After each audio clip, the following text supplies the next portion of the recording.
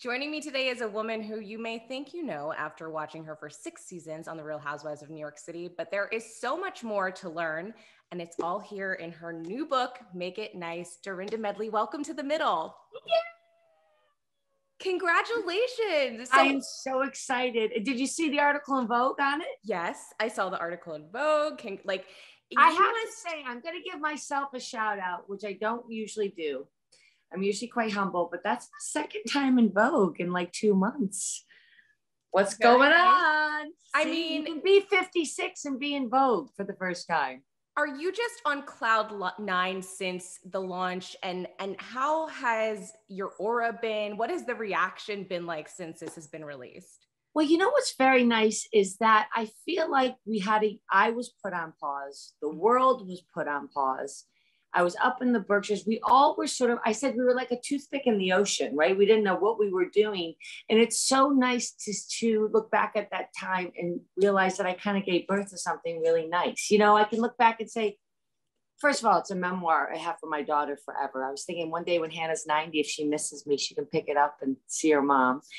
And second of all, I feel like I used my time to create something, yes. You know, as opposed to it was such a great time to just focus and create and revisit myself.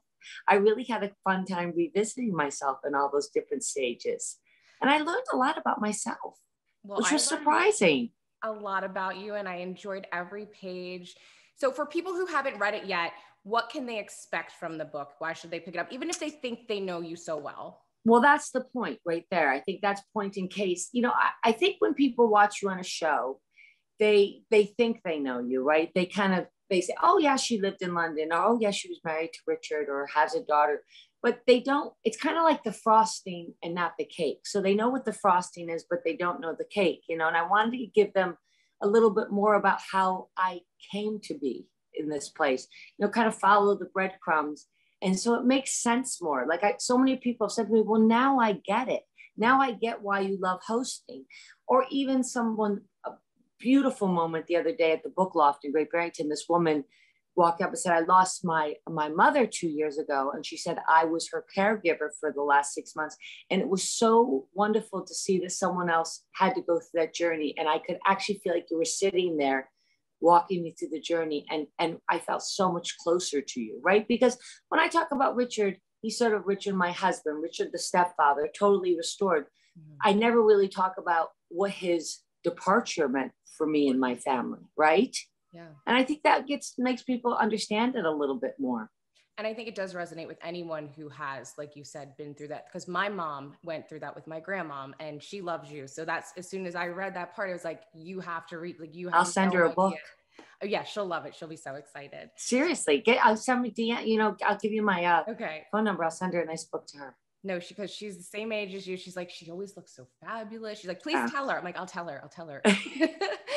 So I'm so glad that you started with the pause from Real Housewives, because I'm still so confused by it. I hate not seeing you on there. So are you watching this season? Yes. You know, I watched them all. I mean, I'm a very pro Bravo person. Like, I'm sort of like, you know, I'm in it. You know what I mean? I'm part of the Bravo family, even though I'm not on it this year. I think you always feel kind of part of the Bravo family. And it was very interesting because I was on Watch What Happens Live a couple of weeks ago. And to be honest with you, I was kind of nervous. Like the day of, I'm like, what am I doing? Like, I don't even know if I know how to do this anymore because of, you know, was on pause. It was COVID. I was living in the Berkshires. But it was amazing. The minute you walk out on stage and you get that audience response, which I don't care what you say, it is fantastic. Oh, absolutely. Yes. You know, we've been in such the minutia of life and wearing our sweats and just kind of grinding through it, that it was nice to feel like, you know what, I am part of the Bravo family. So yes, I do watch it. I watch them all. And yeah, you know, I think it was a tough season because of a lot of reasons. Listen, New York City, as I say to everyone, first of all, shout out to my girls in New York City, because I think they are the best. New York City girls, they're the best. Yes. But here's the thing that we have to take in consideration. New York is a character for New York City girls. So we're not like Beverly Hills, which I think is, you know, they're all great franchises, but you know, when you take away that major queen, New York City, you take a major character away because we play here, eat here, interact here. It is our background. So, and it was COVID. So, you know, they put themselves out there and I can't say anything bad. I was on pause. I can't say anything bad. When I'm on pause, I can open my big mouth again. I agree. I agree with you though, 100%, because other, like your absence, that just put a bad taste in my mouth. And then I agree. I think there's like a lacking spirit. There's something missing. New York City. Yes. I think that's where we play, you know, New Yorkers. I say there's America and then there's New Yorkers. And even last night I came in late because I wanted to be here for the interview early. And I came, you know, you go over that bridge and you're like, wow. You know, it just is always, you feel like it's a departure and it's your playground. Yes. And we are pedestrians and we live it and we're out there and we interact. And it is a rhythm that's like no other. I agree. Now, if you could cast next season, who would be in it? Let's say you're in it and let's like, who would you girl are putting me on the spot. Just name a couple. Listen, you know what I think? One thing I will say that I think is good. What I do love about some of the other casts is they're big. I like a big cast. I like a lot of girls. I think we should bring back some of the oldies, throw them in there, make it a big, huge cast, and let the games begin. Because I do think with a smaller cast, that's hard. I was thinking that too. So like who? So like Bethany, you, who else? Well, Bethany's always a part of the A team, right? I mean, I think people, you know, that some of the oldies you could throw back in there as if they've never stopped. Jill Zarin would be, you know, you consider her a Bravo celebrity forever. Who want you have? I just think the bigger, the better. And the more, and I do think I will say one thing, and this is not a criticism, but here you go. Take it and run. Okay. There is something that people love about the old school. Mm-hmm. I agree. And I also think that it's a franchise that people, even if they watched 7 seasons ago and haven't watched since, they feel like they know those original cast members, those, you know, the people, and it's easy to tune back in when you have that familiarity. But you need the new blood, like, you know, the different characters. Leah brings a whole new, fresh perspective to it that, you know, I think can play off of the old school with the new school. It's necessary. The world is moving forward. Ebony, you know, brings a nice, fresh new spirit that I would like to see everybody together. Me too. And if I would also love to see, maybe it's because I'm going to be a new mom, I would love to see that dynamic too. Like maybe like throw a new mom in there. Yes. I want to see like all the things that she has so I can then get them myself. Like that would be cool, and mix that all together. Because, you know, the great thing about New York is it is diversified and you get all ages and it's kind of ageless. Like, you know, you think about a housewife, they kind of they're stuck in time a little bit. Yeah, no, I agree. Good things to come. Okay. So on Housewives, you were always inviting millions of strangers into your life and home. So then when I saw that you were listing Bluestone Manor for 2 nights on Airbnb, I couldn't help but think, wait, there's some part of you that is just trying to satiate this craving to have strangers in your house. But you know what it was, you know, I'm on this book tour and I've been crazy. I've barely been up there. And I just thought, why not? Can I tell you something? If you say there was a sort of a missing of me this year, if I had $1 for every time someone said, I miss Bluestone Manor and I miss Len. Okay. No Bluestone Manor, no Len, because it's almost like an urban myth. Like I really believe that some people don't even think it's real. Sometimes when I put my Zoom on and it's in the background, they're like, oh my God, are you at Bluestone Manor? I'm like, well, yeah, I live here, right? And it's a funny thing because it's almost like Cinderella's castle, right? They think it's a film set. And I thought, you know, to do this kind of experience for a night would bring joy. And I'm going to tell you something. It really, really, it was so fun to do. It's so fun to watch. I actually popped in on the first couple that did it. I just pulled up in the driveway before they left at 11 because they came at like 5 and left the next day at 11. I know people think they were running crazy all over my house, but it wasn't. It was very curated. And Airbnb was so good about choosing the right people for it. But I popped in and literally the woman was like, it was like she couldn't get her head around it. I think it was me popping in, Bluestone Manor, them staying in Bluestone Manor and me popping in.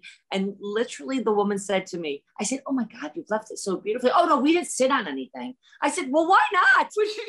They just stood. We sat in the kitchen. It's all too beautiful. I love that. So to me, when I heard that was happening, it seemed like a lottery situation. Like, did you have any say in who? No. Okay. Because, if I had a say in it, that would have been a disaster. I would have if I tell you, every one of my friends, everybody in New York City was calling me to, stay up there, and then I would have caused hard feelings. So one of the things we made sure was I just literally handed it over to Airbnb. I'm like, I'm out. And then they ran the whole thing. So it made it very fair. And I love the charity aspect, because the money went to the Ronald McDonald House, which I'm very, very fond of. And then we did a really great cocktail party on Friday for the 100 people that didn't get it. And that was great too. Or no, it was 20 people that didn't get it. And that was great too. I mean, I just think it's all about evergreen and fun stuff and sharing and putting yourself out there. Listen, people were like, weren't you worried? I'm like, I've had all those girls up there. Yeah. For 4 days. I mean, if the house can survive having those girls up there for 4 days, they can survive a 12-hour stay from a lottery winner. So would you do that again? Would you put it in a heartbeat? Okay. The house really loves people. It is one of these homes that does best when it's filled with people.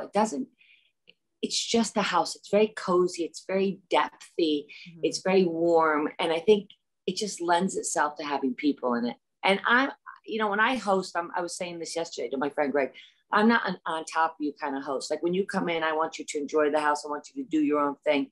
The only thing I require is that you have cocktails at 6:00 in the blue room. Otherwise, you do what you want. I do what I want. And you just enjoy the property. Well, please let me know next time it's going to go up on Airbnb so I can put my name in. It's very exciting. Okay. So when I was reading, I couldn't help but think about the fact that you've really lived this socialite lifestyle in London and in New York. And then I was thinking, we don't really hear that term anymore. And I think it's probably because of influencer culture. So looking back at those great parties that you went to and the people that you interacted with, would you have welcomed this Instagram world of posting everything? Or are you happy that it wasn't? I'm so happy. I am so happy because there was the beautiful thing about, I love the idea of kind of remembering the still of the moment, maybe a single picture someone took. And I love creating the memory in your mind. And just the thing that was nice about it back then, when you went out, you really enjoyed who you were with. And there was no posting and phones and, posing and work, because I don't know about you, but even I'm very aware when I'm out who's taking pictures, like who's going to tag me, what's the background look like. And I think it creates a little bit more of an intimacy when you didn't have all that. Yeah. And the great thing about being in London is I lived there in an era where it was really sort of the dinner party era and the kind of Annabelle's and Harry's bar and the Hurlingham Club. So it was an incredible place to be a young adult and an incredible place to be a young mother. I feel like it was a little more gentle in a weird way. I mean, it's so romanticized in my mind. And then I didn't know the part about you living in Hong Kong. Like I didn't know that London wasn't the first stop on. Wow. It was very short-lived in Hong Kong, and it was too far and I wouldn't have made it because it was just, I didn't grow up traveling and I didn't grow up with any money. So, I mean, I kind of had this image of Hong Kong in my mind being faraway lands, but it was really just too far. Yeah. And you got to remember that was when there was no cell phones, no FaceTime. And, back then you didn't even talk on the phone long. Like I'd call my mother and she'd be like, are you okay? And hang up the phone. Cause it cost like $20 a minute. I know. I can't even imagine. I mean, I think back to when I studied abroad in Florence, Italy. And I remember that first week there, and this was before iPhones. Like we had to go get our phone. We had phones, but it was the one there. We used maps to get around. Like it was culture shock. And it's lonely. Yeah. Because the truth of the matter is, once the sort of pretty picture wears off, it's like, now what do I do? Right. Yeah. And the time difference, all the things. You remind me so much of one of your old clients, Princess Diana. So what do you think of Kristen Stewart playing her in the movie Spencer? Did you see all those memes, or it was like, it should be Dorinda?